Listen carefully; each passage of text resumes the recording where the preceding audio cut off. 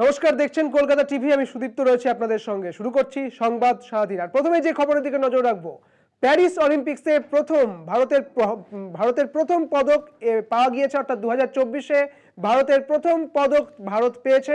Air পিস্তল ইভেন্টে bronze জিতলেন মনু ভাকের। প্রথম মহিলা শুটার হিসেবে পদক জয় তাঁর। সারা দেশের সঙ্গে মনুর হরিয়ানার বাড়িতেও উচ্ছ্বাস। শুধুমাত্র 0.1 পয়েন্টের জন্যই তার রূপোর পদক জেতা হলো না, ব্রোঞ্জ পদক পেয়েছে মনু ভাকের। আপনাদের জানিয়ে রাখি, প্যারিস অলিম্পিকে ভারতের প্রথম পদক জয় মনু ভাকের। ব্রোঞ্জ পদক পেয়েছে মনু ভাকের। সারা দেশের সঙ্গে মনুর হরিয়ানার বাড়িতে এই মুহূর্তে উচ্ছ্বাসের ছবি উঠে আসছে। আপনাদের জানিয়ে রাখি, 2024-এর যে প্যারিস অলিম্পিক চলছে, সেই প্যারিস অলিম্পিকে এবার ভারতের ব্রোঞ্জ পদক এলো ভারতের ঘরে।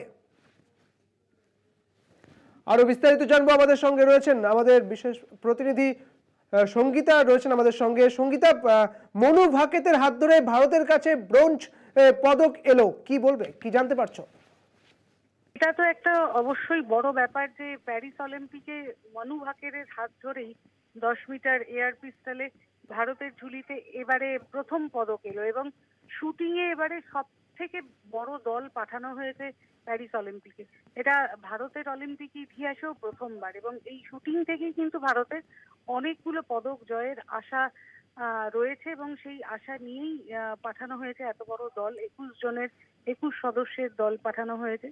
গতকাল যখন অলিম্পিক শুরু হয় সেই প্রথম দিনটা দুটো মেডেল হাতছাড়া হয়েছিল ভারতের কাছে এবং স্বভাবতই সবাই খুব হতাশ হয়েছিলেন, কিন্তু তার মধ্যেও মনু ভাকের গতকাল ফাইনালে পৌঁছে একটা আশা দিয়ে রেখেছিলেন এবং সেটারই আজকে আমরা প্রতিফলন দেখলাম যখন শুরুর শট থেকে সেই আত্মবিশ্বাস নিয়ে করলেন এবং মনু ভাকের হাত ধরেই এবারে অলিম্পিকে প্রথম পদক এবং সেটার সঙ্গে একটা রেকর্ডও করেছেন মনু ভাকের, যে 20 বছরের ব্যবধানে অলিম্পিকের ইতিহাসে ভারতের কোনো মহিলা ব্যক্তিগত ইভেন্টে ফাইনালে ওঠেনি।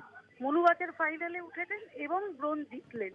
অল্পের জন্য রূপো হাতছাড়া হয়েছে, কারণ কোরিয়ার দুই প্রতিদ্বন্দ্বীর মাঝখানেই তিনি চলছিলেন। প্রথম দিকে যে শটগুলো নিয়েছিলেন তাতে প্রথম দিকের বেশ কয়েকটা শটে তিনি সেকেন্ড পজিশনে ছিলেন এবং 221.7 পয়েন্ট নিয়ে শেষ করলেন 3 নম্বরে।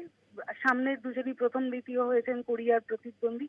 কিন্তু এই যে মনু ভাকের প্রথমবার ফাইনালে পৌঁছানো একজন মহিলা হিসেবে ব্যক্তিগত ইভেন্টে এবং প্যারিস অলিম্পিকে ভারতকে প্রথম পদকটা এনে দেয়া, এটা সত্যিই গর্বের। গোটা দেশ গর্বিত এবং ইতিমধ্যেই শুভেচ্ছার বন্যা সোশ্যাল মিডিয়ায় আসতে শুরু করেছে। তার পরিবারেও খুশির উৎসব, সেখানেও সবাই মিষ্টি মুখ করছেন এবং পরিবারের সদস্যরাও গর্বিত। গোটা ভারতই গর্বিত আজকে মনু ভাকের জন্য। একদমই তাই। অনেক ধন্যবাদ সঙ্গীতা, তোমাকে। আমাদের সঙ্গে ছিলেন আমাদের প্রতিনিধি সঙ্গীতা দিয়ে। আপনাদের জানিয়ে রাখি, মনু ভাকেতের হাত ধরেই এবার ব্রোঞ্জ পদক পেল ভারত। প্যারিস অলিম্পিক্সে ভারতের প্রথমেই ব্রোঞ্জ পদক পেয়েছে ভারত মনু ভাকেতের হাত ধরে। শুটিংয়ে মনু ভাকেতকে নিয়ে কিন্তু অনেকটাই আশা ছিল এবং তিনি আশা হত করেননি ভারতবাসীকে। এবং এই মুহূর্তে যে খবর উঠে আসছে, সেখানে ভারতের ব্রোঞ্জ পদক জয়, সেই খবরই কিন্তু উঠে আসছে মনু ভাকেতের হাত ধরে। প্যারিস অলিম্পিক্স চলছে এবং প্যারিস অলিম্পিক্সের ভারতের প্রথম পদক জয়। আপনাদের আরো একবার জানিয়ে রাখি, 0.1 পয়েন্টের জন্যই, অর্থাৎ 0.1 পয়েন্টের জন্যই শুধুমাত্র রূপোর পদক হাতছাড়া হয়েছে মনু ভাকেতের। কিন্তু অন্যদিকে ব্রোঞ্জ জিতেছে মনু ভাকেত।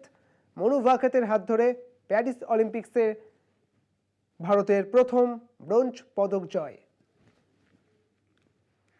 আর এই মুহূর্তে তার বাড়িতে উচ্ছ্বাসের ছবি। অন্যদিকে ভারতে যেমন তার উচ্ছ্বাসের ছবি দেখা যাচ্ছে, অন্যদিকে মনু ভাকেতের বাড়ি, সেই হরিয়ানার বাড়িতেও কিন্তু ইতিমধ্যে মিষ্টি মুখ শুরু হয়েছে। আপনারা দেখতে পাচ্ছেন সেই ছবি। প্যারিস অলিম্পিক্সের ভারতের প্রথম পদক জয়, ব্রোঞ্জ পদক জয় এবং ভারতের ঘরে এলো ব্রোঞ্জ পদক প্যারিস অলিম্পিক্সে মনু ভাকেতের হাত ধরে শুটিংয়ে।